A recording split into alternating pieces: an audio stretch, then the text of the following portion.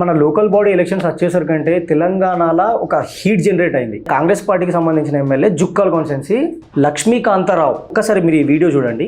Local body ఎలక్షన్లు ఉన్నాయి, అధికారం అనేది రేపు నీకు ఇందిరా మిల్లు కావాలా, నీకు రేషన్ కార్డు వచ్చింది, రేషన్ కార్డు కావాలి, రోడ్డు కావాలి, స్కూల్ కావాలి, దానికి ఎసొంటి నాయకత్వం కావాలి మీరు ఆలోచించండి. కాంగ్రెస్ పార్టీ సర్పంచ్ ఉంటే మీకు పనులు అవుతాయా, ప్రతిపక్షం సర్పంచ్ ఉంటే మీకు పనులు అవుతాయా, మీరు ఆలోచించండి. విన్నారు కదా, లోకల్ బాడీ ఎలక్షన్స్ ఉన్నాయి, అధికారం మనది ఉన్నది. రేపు మీకు ఇల్లు కావాలన్నా, రోడ్డు కావాలన్నా, ఏదైనా పథకాలు కావాలన్నా, ఇంక ఏది కావాలన్నా, మీ ఊరు డెవలప్మెంట్ కావాలన్నా కాంగ్రెస్ పార్టీ అభ్యర్థికి ఓటేస్తే మాత్రమే ఇవన్నీ అవుతాయి, లేకపోతే కావు అని స్ట్రైట్ గా చెప్పేస్తున్నాడు. అంటే ఇప్పుడు మీకు ఓటు వేయకపోతే మీరు పనులు చేయరా? మరి మీరు అక్కడ జుక్కాల్లో గెలిచిండ్రు అంటే అదే పబ్లిక్ కదా మీకు ఓటేస్తే మీరు గెలిచిండ్రు.